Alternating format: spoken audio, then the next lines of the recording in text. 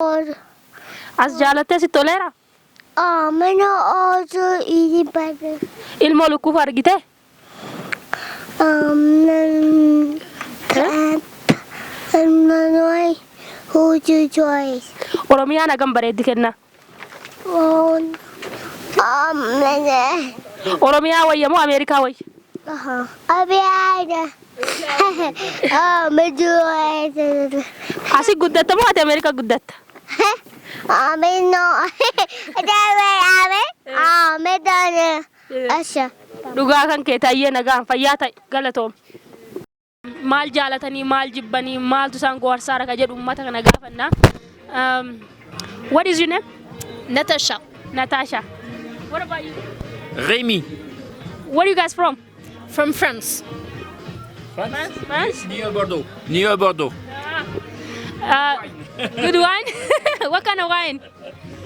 Red wine, very good wine in France. I will come try one day. That's my plan.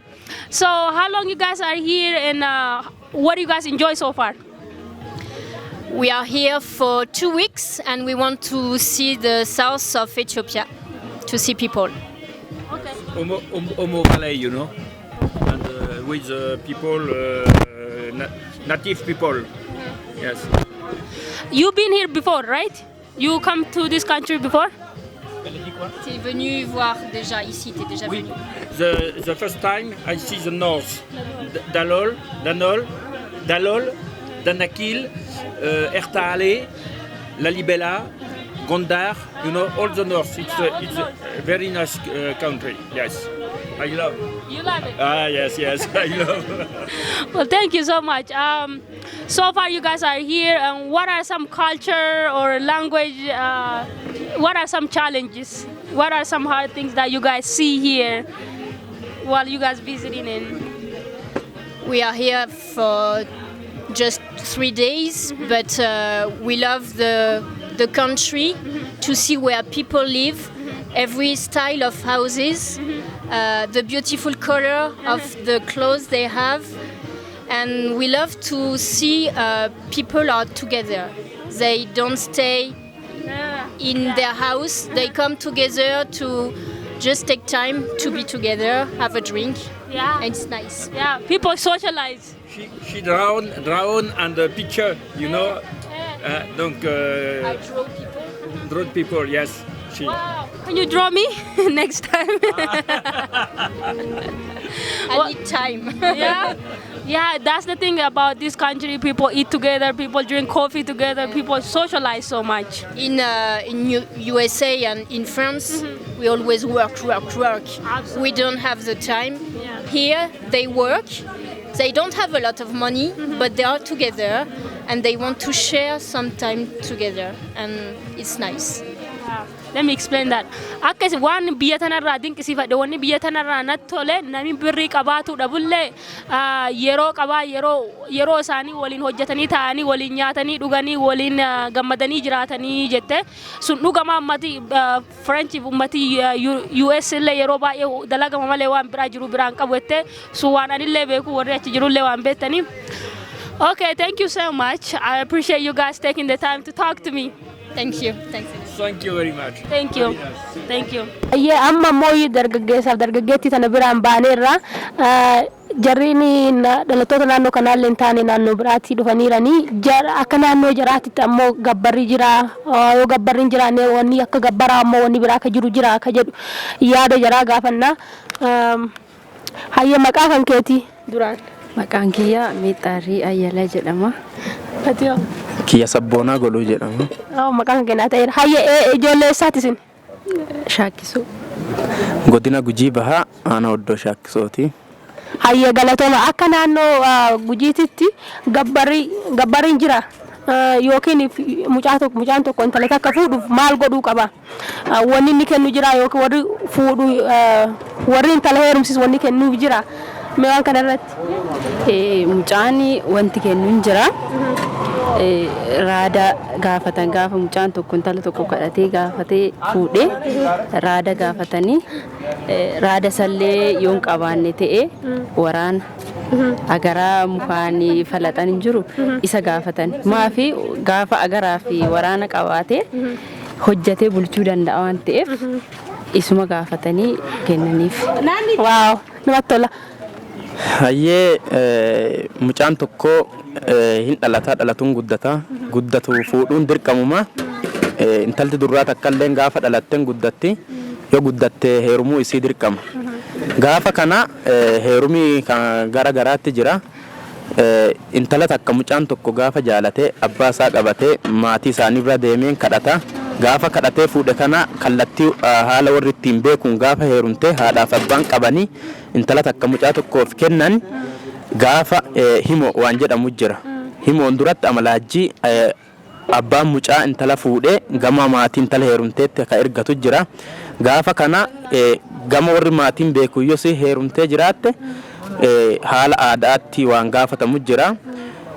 Guyyaa sadi kan caalle guyyaa tokko fuudhee lammaffaa amalaajjii gara maatii intalaatti ergateem duuba guyyaa sadaysoo himoo seenaan jedhaniini himoo sanii ganama ta'uu danda'a galgala ta'uu danda'a saatii gumaa aduun seeniin jedhan odoo osoo lattiin yookiin ganama fuullee irratti dhufanii seenanii gaafa kana maatii mucaa maatii abbaa mucaa qabatee jaala yookiin kan intala waliin fuudhe san qabatee haaluma aadaatiin guca isaanii guutatanii hin dhufanii gaafa dhufan kana haala ittiin heerumtee haala inni ittiin intala san fuudhe kan gaafatamu jira.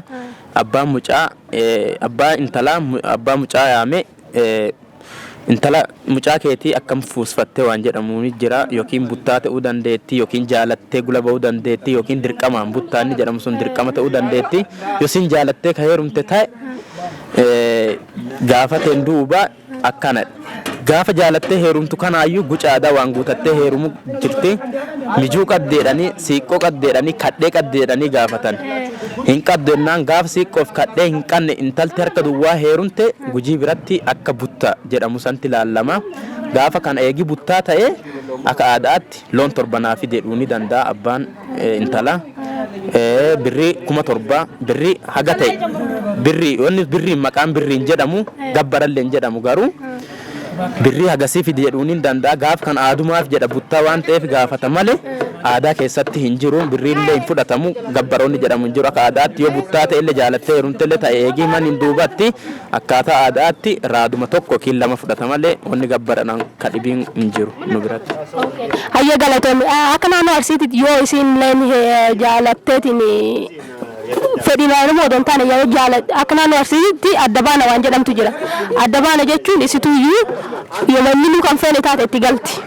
Mana isaatti galtee seentee jennaan gabbaasuun hin danda'amu. Hin baasaniin siinqee waan jettu jira waan jettu jettee siinqee dallaa keessa darbiti achi gadi hin baafamtu kun adda baana jedhama yookiin aseennaa jedhaniini wanni akkasii jira naannoo Gujii. Addi baanaan hin jira. Hin jira. Mee akkam seerri isaa? Hayyee seerri addi baanaa kuni fuudhu namni ka haala afurii jira fuudha kan jedhamu kuni buttaan illee qara fuudha jedhamu. Buttaa jaalattee heerumtee hawadatee fuudhaa kadhatee jechuudha.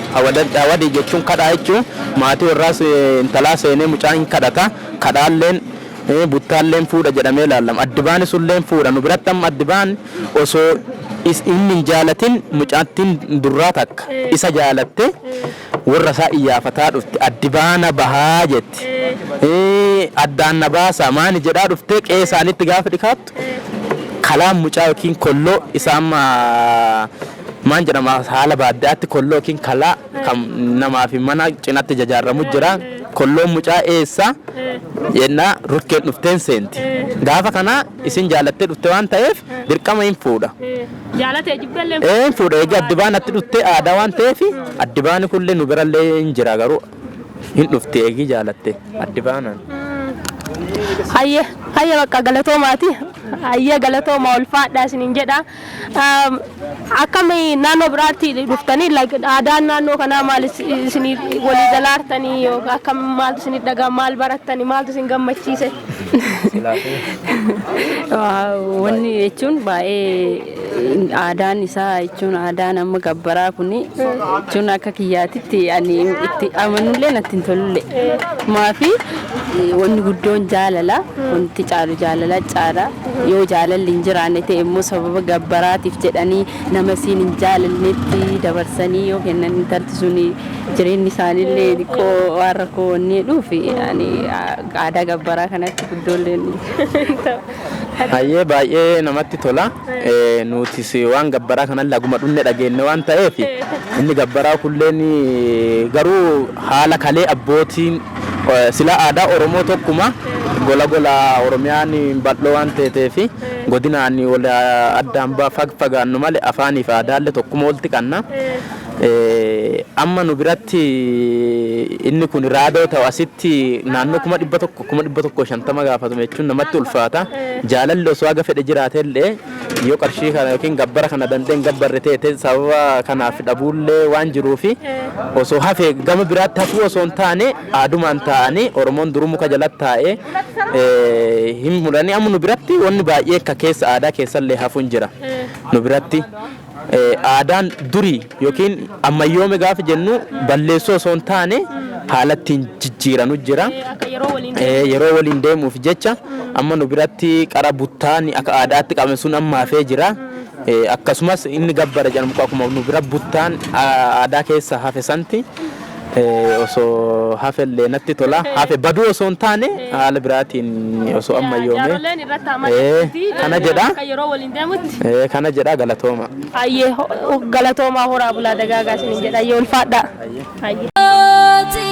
Kabadda rabbi kiyyamooti kadhadha ayyaa sikeeti yasooti halale rabbi kiyyamooti amane ofoleeti yaa sikeeti yasooti halale rabbi kiyyamooti.